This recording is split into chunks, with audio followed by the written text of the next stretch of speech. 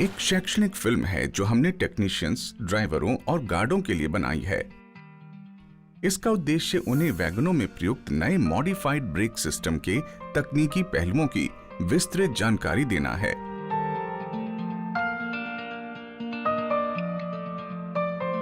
नमस्कार गणेश भाई, कैसे हो? जयपाल भैया, मैं ठीक हूँ, आप बताओ। बढ़िया बढ़िया। आज बड़े दिनों बाद दिखे। क्या कहूँ, पिछले दिनों काफी व्यस्त रहा और आज शाम को फिर निकलना है। यहाँ हमारे वैगनों का रखरखाव चल रहा था, सोचा एक बार जाके देखा हूँ। इस बहाने पुराने साथियों से मुलाकात भी हो जाएगी। ये तो बड़ी अच्छी बात है भैया। अच्छा, सुना है आपके पास वो नए MBS वाले वैगन है और उनमें कोई नई ब्रेकिंग प्रणाली भी है जिससे घिसावट और टूट फूट भी कम होती है। वो पुराने वैगनों वाली जो समस्या है वो भी उनमें नहीं है। अच्छा, बताइए ना कुछ इसके बारे में। अब मैं क्या बताऊँ भैया, पिछले दिनों वैगनों के बारे में एक ट्रेनिंग अटेंड की थी, बस वहीं से सारी जानकारी मिली। आपको बताता हूँ। वैसे ये वैगन जब आपको मिलेंगे ना तो आपको भी ट्रेनिंग मिलेगी। जी गणेश भाई। तो हमारी ट्रेनिंग के पहले दिन हमारे इंस्ट्रक्टर साहब ने हमें ये बताते हुए शुरुआत की,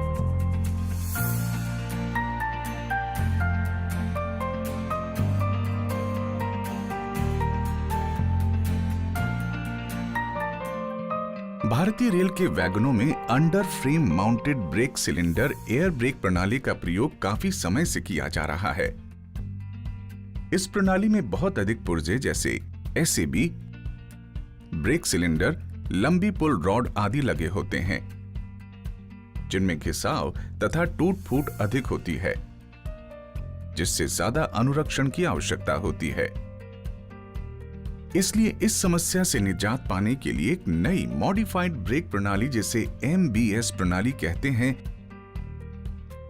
नए वैगनों में लगाई जा रही है। इस प्रणाली में हर बोगी पर विशेष प्रकार से बनाई गई प्राइमरी ब्रेक बीम के समानांतर एक डबल एक्टिंग ब्रेक सिलेंडर लगाया गया है, जिसकी स्लैक समायोजन क्षमता 500 मिलीमीटर होती है। ब्रेक सिलेंडर के दोनों सिरों पर 2 वेल क्रैंक लीवर लगाए गए हैं। ये bell crank lever brake beam पर पिवट किए गए हैं। इनके दूसरे सिरे पुश रॉड से जोड़े जाते हैं। पुश रॉड का दूसरा सिरा सेकेंडरी बीम से पिनों के द्वारा जोड़ा गया है। ब्रेक बीम के दोनों सिरों पर अलग किए जाने वाले ब्रेक शू हेड लगाए गए हैं। ब्रेक शू हेड पर 58 मिलीमीटर मोटे K टाइप के ब्रेक ब्लॉक लगाए गए हैं।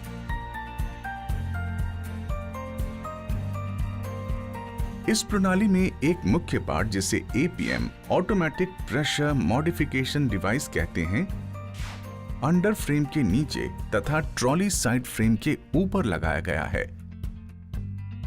APM को एक तरफ मेटल पाइप के द्वारा DV के साथ जोड़ा गया है तथा दूसरे सिरे पर फ्लेक्सिबल एयर होस के द्वारा ब्रेक सिलेंडर से जोड़ा गया है।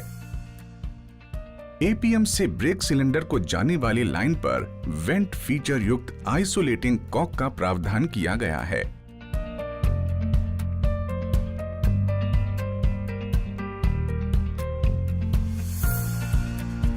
अब हम आपको बताएंगे नॉरमेक की एयर ब्रेक प्रणाली के कार्य सिद्धांत के बारे में। नॉरमेक की एयर ब्रेक प्रणाली पैरेललोग्राम यानी समानांतर चतुर्भुज के सिद्धांत पर कार्य करती है। जब ब्रेक एप्लीकेशन किया जाता है तो DV से प्रेशर ब्रेक सिलेंडर के अंदर पहुंचता है और ये पिस्टन को आगे की तरफ धकेलता है, जिससे ब्रेक सिलेंडर में लगी रैम असेंबली बाहर निकलती है।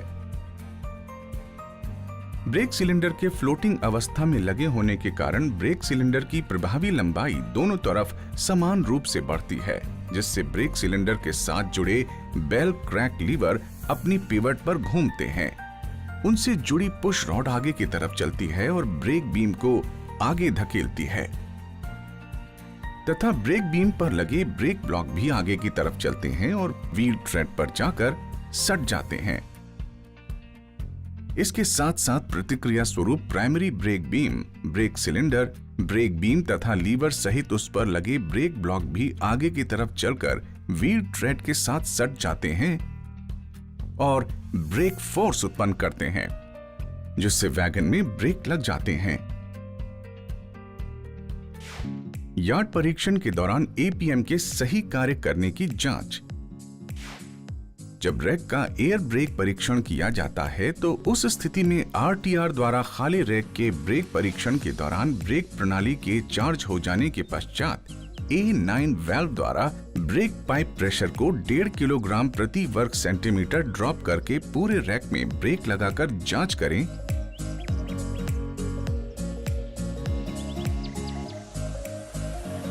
कि एपीएम के ऊपर लगे इंडिकेटर में नारंगी रंग का लीवर यानी पिन दिखाई दे रही है या नहीं। यदि दिखाई नहीं दे रही है तो इसका मतलब एपीएम द्वारा ब्रेक सिलेंडर में 3.8 किलोग्राम प्रति वर्ग सेंटीमीटर का प्रेशर भेजा जा रहा है। डीवी का रिलीज वाल्व खींचकर ब्रेक रिलीज करें और एपीएम की सेंसिंग आर्म के ऊपर चले जाने के पश्चात सेंसिंग आर्म और ट्रॉली फ्रेम के बीच की दूरी यानी गैप को नापें। यदि उपरोक्त गैप सही न हो तो सेंसर आर्म में लगे लॉक नट को खोलकर उसे एडजस्ट करें और फिर से ब्रेक लगाएं। अब यदि एपीएम के इंडिकेटर में नारंगी रंग का लीवर या पिन दिखाई दे तो एपीएम सही कार्य कर रहा है, यानी 2.2 किलोग्राम प्रति वर्ग सेंटीमीटर प्रेशर ब्रेक सिलेंडर में भेज रहा है। इसके बाद ट्रॉली फ्रेम पर एपीएम सेंसिंग आर्म के नीचे 25 मिलीमीटर का ब्लॉक रखें, फिर से ब्रेक लगाएं। इस स्थिति में एपीएम इंडिकेटर से नारंगी रंग का लीवर या पिन नहीं दिखाई देगा, यानी एपीएम 3.8 किलोग्राम प्रति वर्ग सेंटीमीटर का प्रेशर ब्रेक सिलेंडर के अंदर भेज रहा है। अब हम आपको बताते हैं नॉरमेक और एस्कॉट मेक ब्रेक सिलेंडर के बारे में। वर्तमान में 2 कंपनियों नॉर तथा एस्कॉट मेक की ब्रेक प्रणालियां वैगनों में लगाई जा रही हैं। दोनों कंपनियों के पार्ट के डिजाइन तथा साइज में कुछ अंतर है, जैसे कि नॉरमेक एयर ब्रेक प्रणाली में लगे ब्रेक सिलेंडर का व्यास 10 इंच होता है, जबकि एस्कॉट मेक एयर ब्रेक प्रणाली में लगे ब्रेक सिलेंडर का व्यास 11 इंच होता है। नॉरमेक में ब्रेक एप्लीकेशन के दौरान ब्रेक सिलेंडर की लंबाई बढ़ती है और ब्रेक सिलेंडर में पिस्टन स्ट्रोक इंडिकेटर ऊपर की तरफ लगा होता है, जो ब्रेक लगने पर बाहर की तरफ निकलता है। इसमें पिस्टन स्ट्रोक खाली और भरी अवस्था के दौरान 44 मिलीमीटर से 64 मिलीमीटर के बीच रहना चाहिए। वैगन में हैंड ब्रेक की व्यवस्था के लिए केवल एक बोगी में ब्रेक सिलेंडर के आगे की तरफ फ्लेक्सिबल वायर पिस्टन के साथ जोड़े गए हैं। Escort make brake cylinder. Escort make में ब्रेक एप्लीकेशन के दौरान ब्रेक सिलेंडर की लंबाई घटती है और piston stroke indicator brake cylinder body के पीछे की तरफ लगाया गया है, जो ब्रेक लगने पर पाइप से बाहर की तरफ निकलता है। पिस्टन स्ट्रोक खाली अवस्था में 55 ± 10 मिलीमीटर और भरी अवस्था में 70 ± 10 मिलीमीटर रहना चाहिए। वैगन में हैंड ब्रेक की व्यवस्था के लिए केवल एक बोगी में ब्रेक सिलेंडर के पीछे की तरफ फ्लेक्सिबल वायर पिस्टन के साथ जोड़े गए हैं।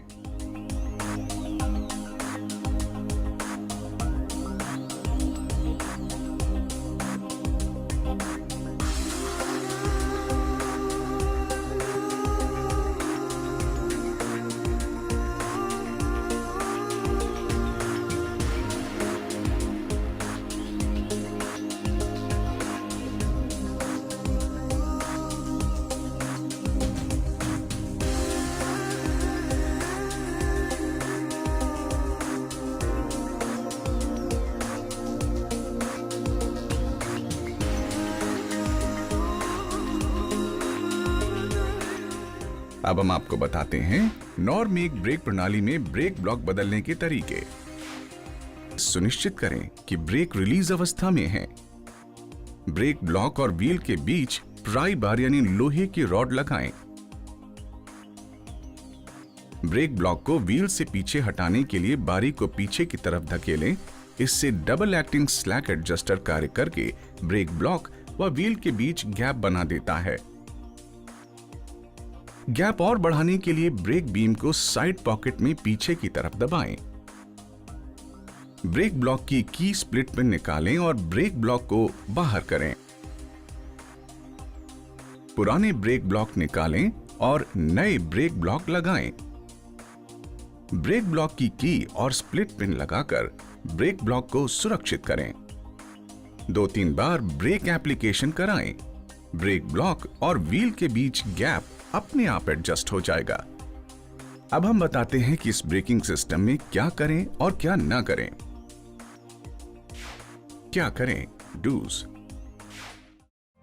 सुनिश्चित करें कि पुश रॉड तथा स्प्रिंग प्लैंक के बीच गैप 8 मिलीमीटर से कम न हो। केवल के टाइप के ब्रेक ब्लॉक ही लगाएं।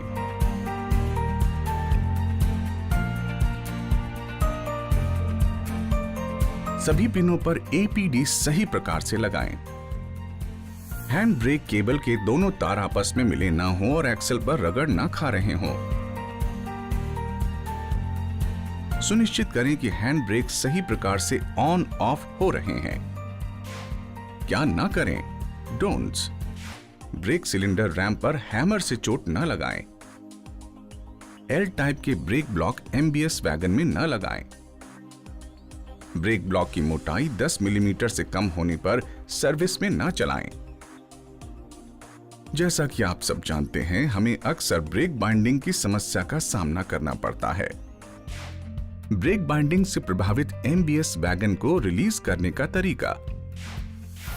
यदि वैगन की दोनों ट्रॉली जाम हैं तो एफपी ब्रांच पाइप पर लगी आइसोलेटिंग कॉक को बंद करें। आर चार्जर से डीवी को आइसोलेट करें। डीवी के क्यूआरवी डीआरवी को खींचें। यदि ब्रेक रिलीज हो जाएं तो गाड़ी को गंतव्य तक भेजें। यदि ब्रेक रिलीज नहीं होते हैं तो बीसी से पहले लगी आइसोलेटिंग कॉक को बंद करें। इसके वेंट होल से ब्रेक सिलेंडर का प्रेशर निकल जाएगा। ब्रेक रिलीज हो जाएंगे। गाड़ी को गंतव्य तक भेजें। यदि फिर भी ब्रेक रिलीज नहीं होते हैं तो नॉर मेक में ब्रेक सिलेंडर के फ्रंट साइड पर बेल क्रैंक लीवर के साथ लगी पिन को निकालें और सिलेंडर की स्पिंडल को क्लॉकवाइज घुमाकर सिलेंडर की प्रभावी लंबाई घटाएं तथा फिर से पिन लगाकर आइसोलेट कंडीशन में गंतव्य स्थान तक भेजें। ये तो आपने बहुत अच्छी बात बताई भैया। अब एमबीएस वैगन की मेंटेनेंस में ये बातें मेरे बहुत काम में आएंगी। आपका बहुत बहुत धन्यवाद भैया। अच्छा, मैं चलता हूँ।